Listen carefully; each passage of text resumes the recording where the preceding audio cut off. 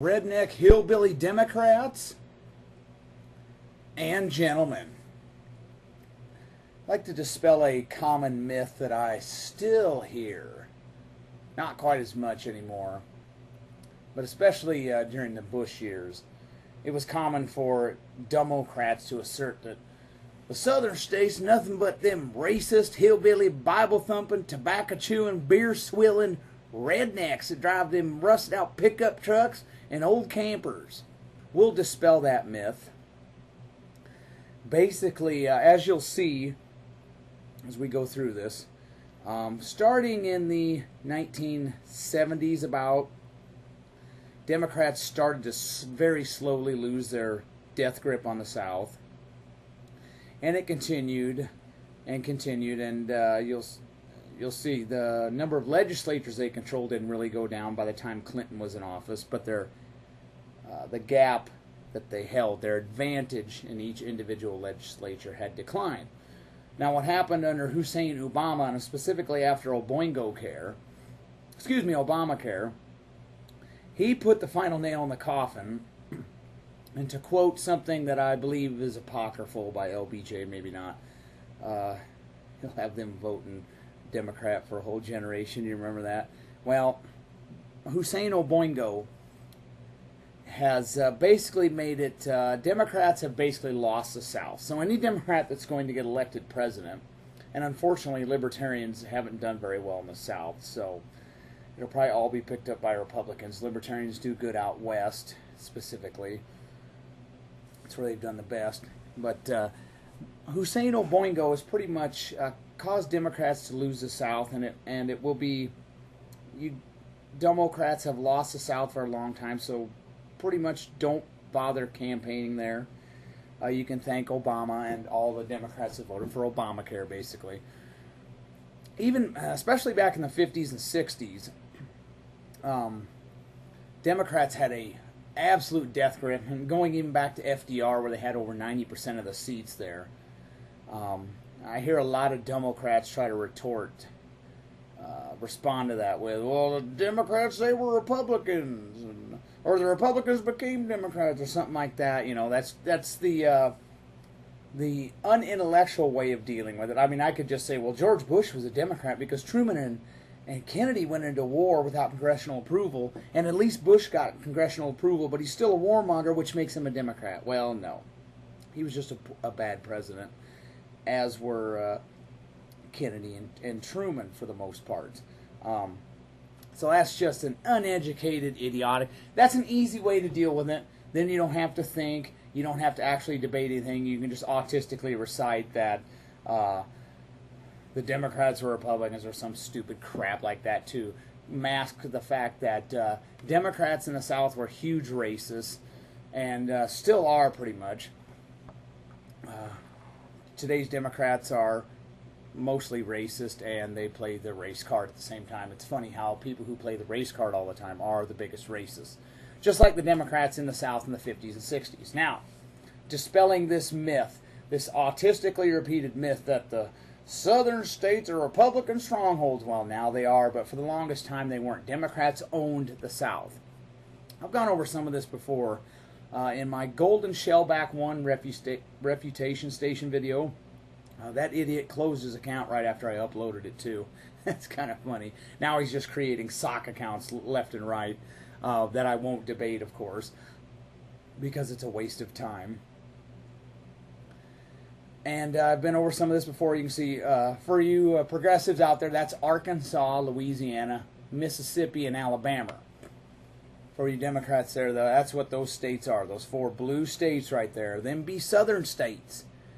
And that's, as of 2008, their legislatures had never been under Republican control since Reconstruction. And Reconstruction, for you Democrats that might be listening, that's after the Civil War, 1865 to 2008, for you Democrats who may be listening in. Democrat sheriff seats in the South. And the hillbilly, the Republican South, because them Republicans are running the South, and they're all red, Bible-thumping, tobacco-chewing, beer-swilling, truck-driving rednecks.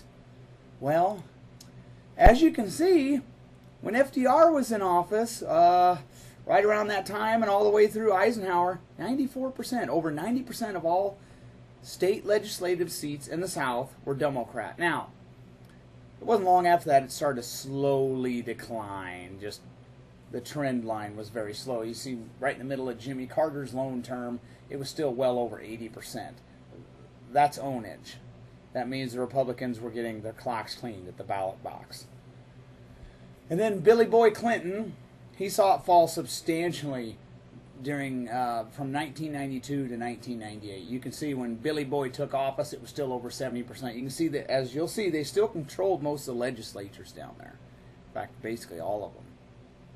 But the advantage they had in each individual legislature was shrinking.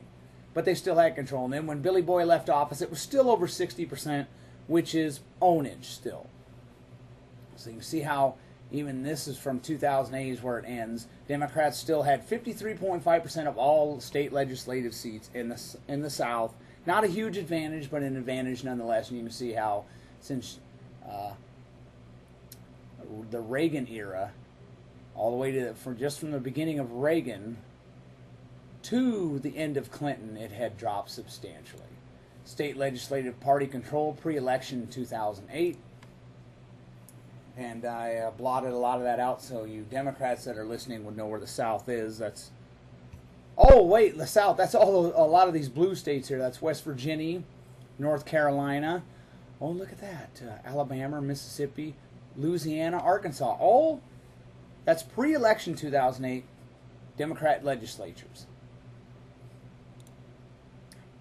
Post-election 2008. Not a whole lot, a little bit of change there. Got a lot of them getting split there. But you can see the Democrats, you got those four states, the four standbys, Arkansas, Louisiana, Mississippi, Alabama.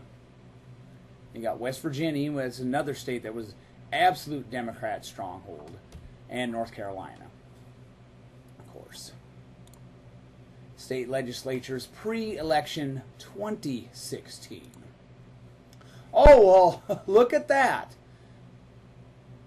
Just during the Obama era, Texas is another one. It's been Republican a lot longer than most of the South. But Texas was a Democrat stronghold big time for a long time there. Look at how red that is. Look at that.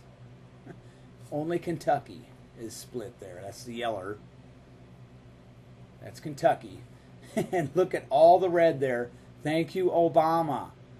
You Democrats. Now you can really complain that the South is a bunch of Republicans because they're not only dominating at the presidential ballot box. That's another thing. Bill Clinton did fairly well in the South anyways.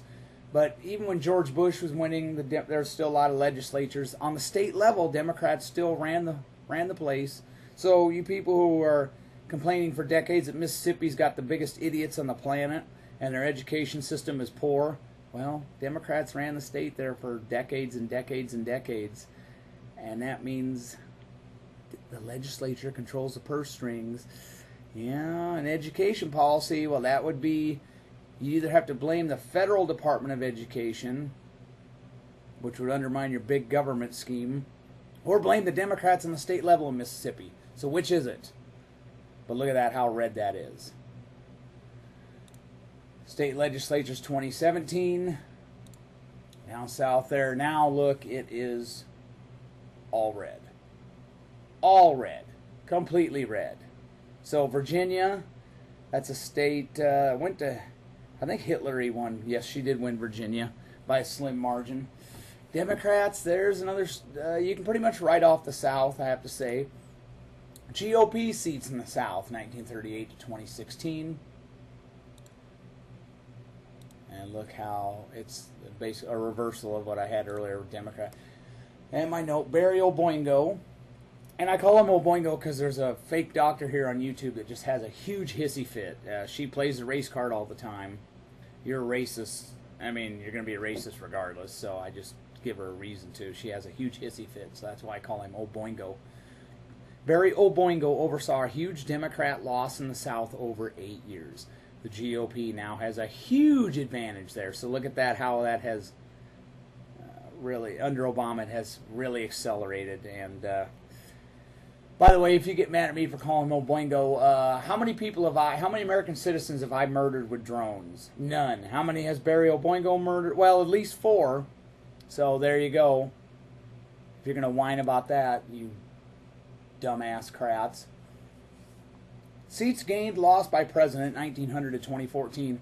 Reagan's kind of an outlier among recent history. Trump hasn't had enough elections.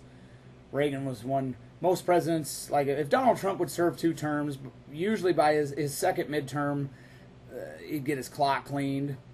You can see how some of these guys really took a beating at the ballot box. The Republicans, the post-Watergate election, first one there, they got a resounding beating. That was just one election. And then, of course, Jimmy Carter lost a whole bunch of seats. Reagan is the one outlier there.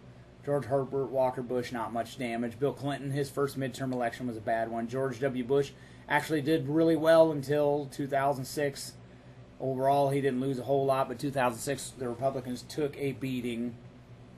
2008, the Republicans took a beating. Now, some of them might say, well, you should give the losses in 2008 to George W. Bush. Well, that's not how they're tabulating it. But if you did, that was one election where the Democrats did well. Obama's total of minus 816 would be even larger. So, yeah.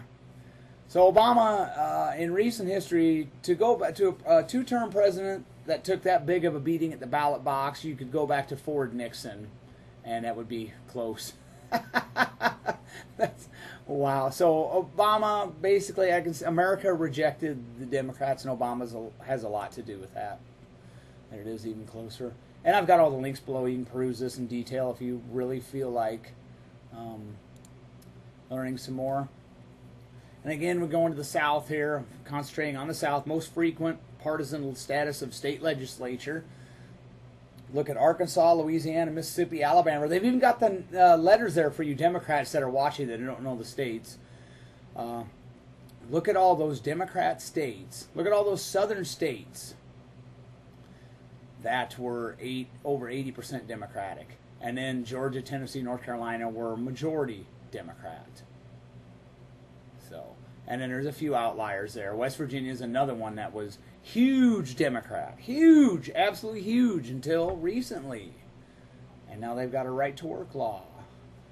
So, a lot of southern states have that already, but how Barack Obama lost the South. Partisan composition of state legislatures, 1978 to 1998, again, concentrating solely on the southern ones. So-called southern. Haven't mentioned Missouri much, but Missouri's another one that was at one time Democrat. Most of the time. From 1978 to 1988. Texas, West Virginia, Tennessee, South Carolina, North Carolina, Missouri, Mississippi, Louisiana, Kentucky, Georgia, Florida, Arkansas, and Alabama, and Virginia too, had a Democrat-controlled legislature the entire time.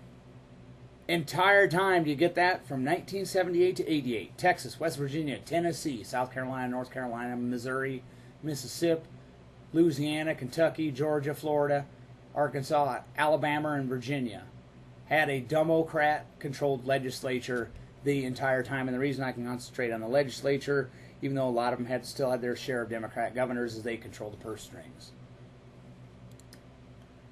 The governor or president is not supposed to be a dictator. I know some people have a cult of the presidency mentality. They think the president can just do whatever he wants because he's one guy. No, he can't. Now, partisan composition of state legislatures, 2002 to 2014. I'm concentrating specifically on 2002 through 2008, right before Oboingo came into office. Following states had Democrat-controlled legislatures, 2002 to 2008. Alabama, Arkansas, Louisiana, Mississippi, and West Virginia. North Carolina was either split or Democrat control on the state level. Again, Kentucky was split for that entire time frame. So Republicans, even then, still had a uphill battle. And as you can see, that's all the screenshots I have. As you can see, folks, the Democrats, and specifically Barack Obama, has gotten his clock absolutely cleaned at the ballot box. And now the South, which starting under Bill Clinton started voting more so for Republican presidential candidates, is now owned at the state level by Democrats. So I guess you guys don't need the South, right? Well, you don't have it at all. So the inroads that you thought you'd made, probably not going to occur. If you guys, and I'm a libertarian again, so yeah, if Democrats have to write off the entire South every presidential election cycle and you lose it at the state level, that's going to be an uphill battle. I think that's part of the reason Democrats have been so anti-federalist. If they can get as much of this garbage through, like Obamacare and Dodd-Frank and the so-called Employee Free Choice Act, and then a return to the fairness doctrine and bullcrap like that, then they can kind of blunt what the states do. I mean, what's the point of having states if the federal government is going to be Leviathan? So I think that's part of the reason they do that. Then they can basically just tell the states what to do. And the states are rebelling. And I'm not talking up Republicans here, but the states are rebelled against Obama, and they rebelled against Obamacare. I blame. I don't know if blame's the right word. The main reason Democrats got their butts kicked in the South really, really bad, and they did take a beating in the Midwest too, but the South, is Obamacare. You lost because of Oboingo Care. So go ahead and keep clinging to that, and maybe you can lose a few more regions, and then maybe the Libertarians can make some inroads, and the Democrat Party maybe will die an appropriate death and leave us forever. We can only hope so. So again, Barack Obama lost the South for Democrats. Have a nice day, and don't thank me now. Again, all the links are underneath. All my sources, as per usual. Have a nice day.